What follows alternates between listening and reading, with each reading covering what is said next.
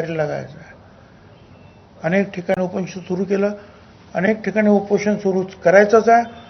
तहसीलदारापासून तर कलेक्टरपर्यंत सगळीकडे जे आहेत मोर्चे काढून एकच महत्त्वाचं वाक्य तिथं पाहिजे, आमच्या ओबीसीच्या वाट्यामध्ये दुसरे वाटेकरी नकोत. 200-250 फक्त होते, ते 374 झाले आमचे. ते साहेब म्हणतात 17 जाती तुम्ही नवीन घेतल्या. कुठल्या 17 जाती घेतल्या? अहो ते कुठला समाज? ओबीसी अंतर्गतच आहेत त्या.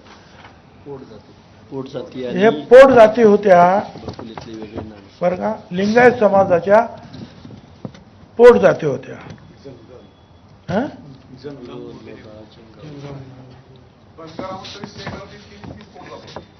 पोट जाती होत्या. या लिंगायत परवाच्या दिवशी झालं ना 8 दिवसापूर्वी, त्या लिंगायत समाजाच्या होत्या, पोट जाती होत्या. वेगवेगळ्या समाजाच्या असतात की नाही.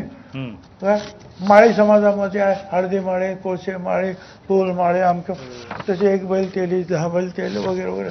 तसं वंजाऱ्यांमध्ये सुद्धा आहे, दलितांमध्ये सुद्धा आहे, सगळ्यांमध्ये, आदिवासीमध्ये सुद्धा कितीतरी, भटक्या विमुक्तांमध्ये सुद्धा कितीतरी पोट जाते. त्या पोट जाते आहे. धनगरात समजा 29 पोट जाते. 29 पोट जाते. 29 पोट ते पोट जाते आहेत. त्या नवीन जात.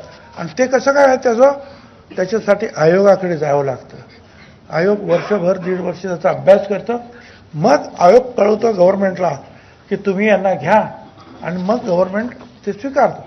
त्याप्रमाणे स्वीकारलेलं आहे आम्ही 374 पर्यंत. परंतु मराठा समाज ज्या वेळेला आला त्यावेळेला देशमुख कमिटी, खत्री कमिटी, सराफ कमिटी, बापट कमिटी, 4ही आयोगांनी जे आहे नकार दिला. 4ही आयोगाने, परत हायकोर्टाने नकार दिला, परत सुप्रीम कोर्टाने नकार दिला.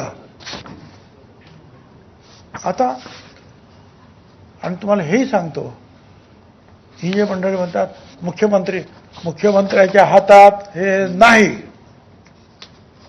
मग ते शरद पवार असतील नाही तर फडणवीस असतील, कुणीही अशी जात ओबीसी मध्ये, एससी मध्ये, एसटी मध्ये टाकू शकत नाही.